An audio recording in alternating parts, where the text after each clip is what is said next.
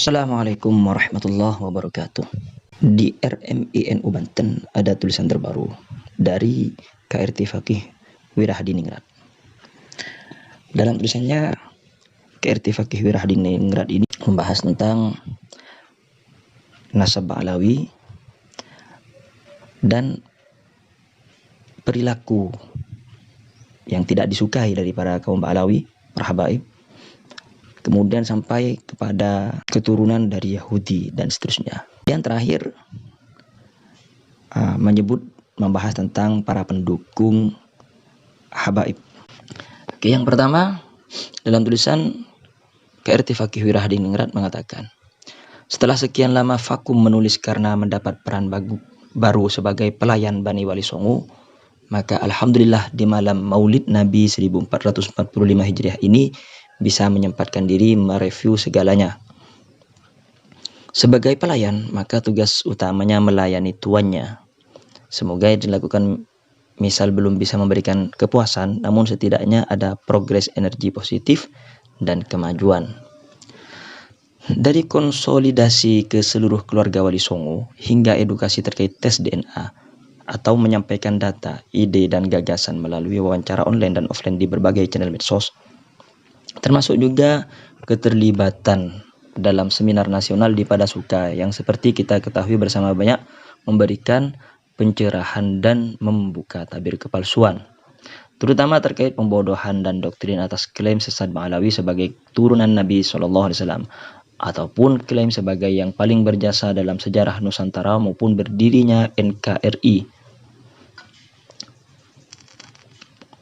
Dan masih banyak kegiatan lain yang tidak mungkin disebutkan semuanya. Jadi ini pertama-tama KRT Fakih ini mengatakan sudah lama tidak menulis karena sudah sibuk melayani para keturunan Wali Songo dan keliling-keliling menjadi narasumber pembicara terkait dengan nasab Ba'alawi, baik offline atau online. Lanjut, nasib tragis Ba'alawi. Peradaban dibangun dengan akal sehat dan ilmu pengetahuan. Barang siapa menolak keduanya, maka dia akan menjadi sampah peradaban. KRT Fakih Wirahadiningrat. Sebagaimana sudah dapat diduga bahwa Ba'alawi akan mengalami fase keruntuhannya di bumi Nusantara. Mereka yang selama ini paling arogan atas nasabnya, tentu saja untuk membangun nasibnya, kini seolah seperti anak terlantar di negeri orang. Ketragisan tersebut penyebabnya karena satu, terlalu bangga akan nasabnya yang disambungkan kepada Nabi SAW. Dua, melakukan praktik rasisme. Selain merasa sebagai ras paling mulia, juga merembet kepada aturan pernikahan yang direkayasa atas dasar kafa'ah atau kesetaraan derajat ras, di mana putri mereka harus menikah dengan sederajat rasnya, yaitu keturunan Nabi, sementara untuk yang laki-laki bebas dengan siapa saja. Ini yang pertama ya. Terlalu bangga akan nasabnya yang disambungkan kepada Nabi SAW. Nah, memang ini tidak patut dilakukan oleh siapapun. Ya, namun memang rasa bangga itu pasti akan ada, tapi tidak untuk dipamerkan. Terlebih jika nasabnya bersambung kepada Rasulullah, harus bangga, akan tetapi tidak untuk dipamerkan. Nah, yang kedua, melakukan praktek rasisme. Ini sebenarnya bukan praktek rasisme. Menjaga keturunan Rasulullah itu memang ada ketentuan yang dianjurkan,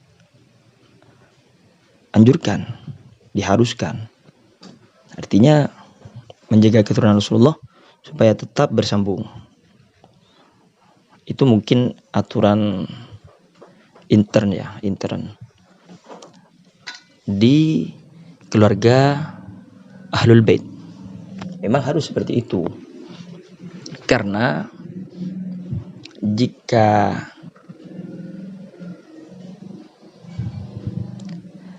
keturunan akan bernisbat pada leluhurnya melalui jalur laki-laki. Itu memang seperti itu. Ini bukan rasisme. Saya tidak begitu setuju tentang poin yang kedua ini. Boleh-boleh saja kaum Ba'lawi, para habaib membuat aturan internal tentang hal itu, tapi tidak untuk mengharamkan atau membatalkan, tidak mensahkan pernikahannya. Nah, itu yang tidak setuju saya. Kemudian poin ketiga, klaim garis lurus laki-laki silsilah nasabnya kepada Sayyidina Husain bin Ali, cucu Nabi SAW. Disinilah letak blunder terbesarnya, sehingga gampang dibuktikan kepalsuannya. Nah, ini tidak gampang. Tergantung siapa yang menilai. Tidak gampang, karena masih kuat. Bukan kuat, tambah kuat. Tergantung penilainya masing-masing ya. Bagi yang pro kepada Kiai Imad dan hanya berpatokan nasab sezaman, kitab sezaman, nah, itu mungkin ya. Tapi dalam hal nasab tidak mengenal konsep tersebut. Poin keempat, banyak melakukan hinaan, cacian, bahkan persekusi kepada pribumi apabila dianggap akan menyaingi dan mengancam eksistensi nasab mereka. Untuk hal ini ada yang garis radikal, tetapi ada juga dengan cara moderat. Cara kedua inilah yang paling sulit dideteksi, karena diantaranya menggunakan organisasi sufisme dan merapat ke NU. Nah, ini entah siapa yang disinggung. Saya yakin ini ada salah satu tokoh ya. Kita akan berpikir kepada salah satu tokoh habaib di NU, pasti. Tidak usah disebut namanya. Nah, ini yang repot. NU akan menjadi pecah jika seperti ini. Ini merembet pada perpecahan pendapat di antara golongan NU nanti. Ya, ribet juga ini. Disinilah NU menjadi tersandra, bingung mau berbuat apa. Beruntunglah saudara-saudara yang di Muhammadiyah sejak dulu waspada dengan urusan beginian. Ini kan seakan-akan menyalahkan para tokoh pembesar terdahulu NU. Dikira ceroboh menerima para habaib dengan hormat, mentakzim pada habaib, kan seperti itu. Entah Anda mau menilai bagaimana kepada para tokoh pejuang NU terdahulu, para tokoh besar. Apakah akan berpikir seperti KRT Fakih ini? Poin kelima, melakukan pembelokan sejarah dan pencangkokan nasab baik kepada pahlawan nasional juga tokoh-tokoh di Kesultanan Nusantara. Begitulah ketika hampir semua pihak bangkit mempertanyakan semua hal di atas. Seketika mereka remuk, rendam, dan gagap dalam menjawabnya. Andai Ba'lawi bisa menghadirkan 4 hal di bawah ini, maka ketragisan itu bisa dihindari. Nah, 4 poin yang harus dihadirkan Ba'lawi supaya menghindari ketragisan yang dihadapi mereka sekarang, katanya. Apa ya? Yang pertama, data kitab nasab sejaman untuk menjawab keterbatasan nasab selama 550 tahun. Sampai tulisan ini dibuat, hasilnya masih nihil. Ini lagi ya, kitab sejaman. Kita kasih zong lah nilainya untuk yang poin pertama ini. Poin kedua, hasil isbat nasab resmi dari Naqabah Internasional, terutama dari asal negeri leluhurnya, baik Yaman ataupun Irak, negeri asal Sayyid Ahmad bin Isa yang diklaim sebagai datuknya, hasilnya juga nihil. Entah ini nihil atau tidak, tapi beberapa bulan yang lalu hasil isbat nasab itu dari Naqabah Internasional ya sudah dipublikasikan di YouTube. Ada video 14 menit itu. Sudah tahu pasti ya.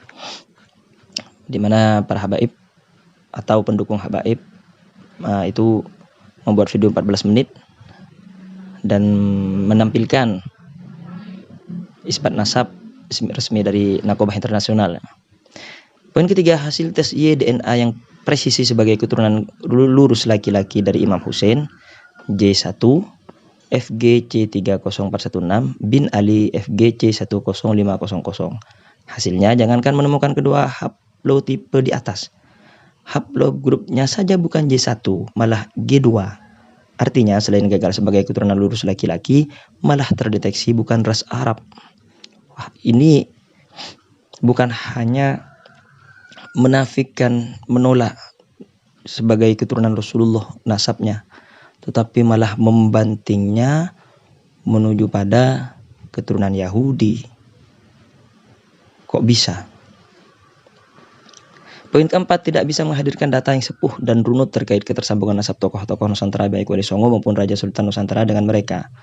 Rata-rata datanya berasal dari era penjajahan, seperti dalam kitab Syamsul Dhahirah yang jelas tertulis menurut Van der Berg, yaitu tokoh ini adalah konseptor utama pengacau sejarah Nusantara yang memiliki anak buah diantaranya Snok Holdonye dan Mufti Batavia Usman bin Yahya. Nama terakhir adalah dari Ba'alawi yang mendapat medali penghargaan dari Ratu Belanda. Artinya, klaim mereka sebagai paling berjasa di Nusantara telah gagal total. Sebuah rencana jahat masif yang layu sebelum berkembang. Ini juga perlu diperdebatkan, perlu dipertemukan perbincangan tentang masalah pahlawan nasional yang menurut Habaib Ba'alawi itu adalah Habib seperti Imam Bonjol dan lainnya ya. Kemudian realita dari 4 hal tersebut di atas adalah: 1, mereka tidak akan pernah menemukan kitab nasab sezaman. Ini poin tidak penting kata saya, karena ini bukan konsep atau ketentuan dalam menetapkan nasab. Kedua, mereka tidak akan pernah mendapat isbat dari Nakobah Yaman karena data keluarga Nabi ternyata sudah demikian rapi. Bahkan di abad 7 Hijriah sudah pernah diadakan sensus. Untuk Nakobah Irak tentu akan lebih tragis lagi karena Sayyid Ahmad bin Isa hanya punya 3 putra, Muhammad, Ali, dan Hussein.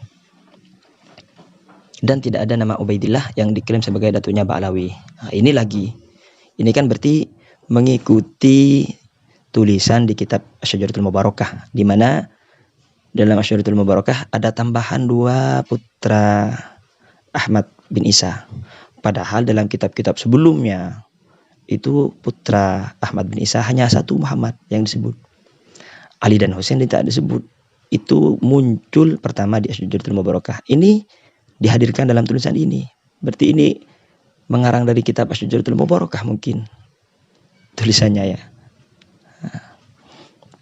Iya, di Asyjaratul Mubarakah tidak ada nama Ubaidillah.